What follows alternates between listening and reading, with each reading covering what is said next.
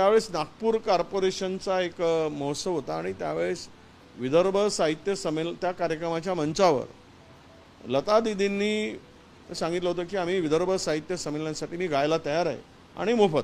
त्यामुळे यांनी तयारी केली आणि मग त्यांनी संपर्क केला तारीख ठरल्याप्रमाणे. तर तिकडून निरोप आला की आम्हाला पंचतारांकित हॉटेलमध्ये आमची सोय करा, आमच्या वाद्य जे संच आहेत त्यांनाही पैसे द्यावे लागतील आणि स्पेशल फ्लाईट करावं लागेल.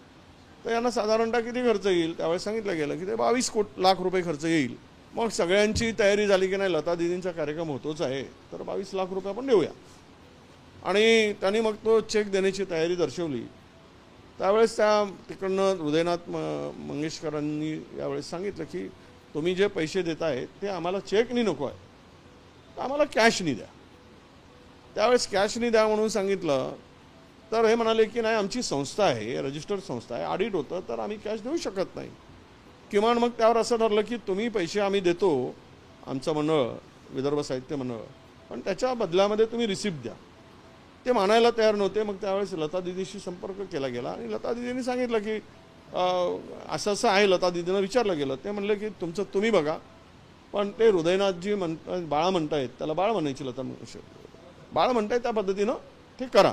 त्यावेळेस तो कार्यक्रम रद्द करावा लागला.